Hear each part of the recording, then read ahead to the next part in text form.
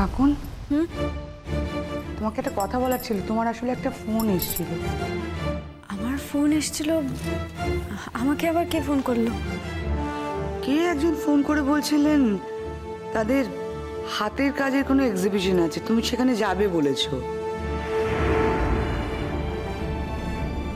ও নতুন বউ, তুই তো ভালোই হাত পা গুটে কাজকর্ম ছেড়ে বসে আছিস মা। হ্যাঁ, সেই যে তারা তোকে ফোন করেছিল তোর পুতুল টুতুল কিনবে, তোর হাতের কাজ নেবে, তারপর কী সব বলে নেমন্তন্ন করেছিল, তাদের তো সে দিন পরিবর্তন হয়েছিল না?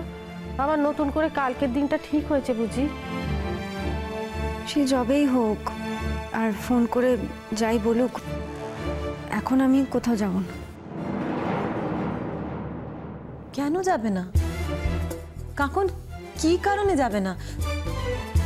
এখন এমন কি হয়েছে কাকুন যার জন্য তুমি তোমার নর্মাল কাজগুলো করবে না? তোমরা যদি সবাই এরকম আচরণ করতে থাকো তাহলে কিন্তু আমার মনে হবে যে তোমরা আমাকে কনসেশন করছো, দয়া করছো তোমরা আমাকে। কোথায় যাবে?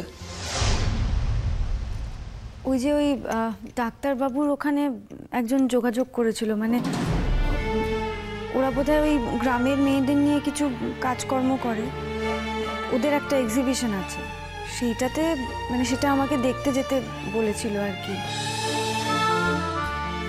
আর ওরা বোধহয় আমাদের কিছু কাজও কিনেছিলেন সেই সময়। ও, তা কথা দিয়ে ফেলেছো যাবে বলে? কথা মানে হ্যাঁ, তখন তো সেরকমই কথা হয়েছিল। আসলে ডাক্তারবাবুর সঙ্গেই ওরা যোগাযোগ করেছিল, ডাক্তারবাবুই পুরোটা ব্যবস্থা করেছেন। ডাক্তারবাবু জানেন, মানে ডাক্তারবাবুর তো যাওয়ারও কথা। শোনো কাকুন, কাল থেকে আমিও আমার নিজের কাজে যাব। তুমি প্লিজ তোমার রুটিন কাজগুলো বন্ধ করো না।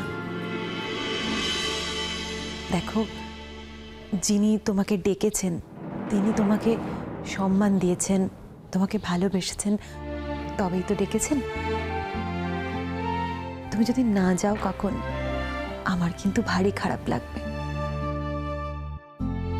আর একমাত্র সৌরভের জন্য আমাদের বাড়ির পরিচিত নিয়ম কানুনগুলো বদলে যাবে, আমাদের রোজকার কাজকর্মগুলো বন্ধ হয়ে যাবে, সেটা তো কিছুতেই কিছুতেই হতে পারে না কাকুন। তুমি কিন্তু কাল অবশ্য করে যাবে। দেখো, তুমি যদি কাল না যাও তাহলে কিন্তু আমার মনে হবে যে তুমিও আমাকে কনসেশন করছো, দয়া করছো তুমিও আমাকে।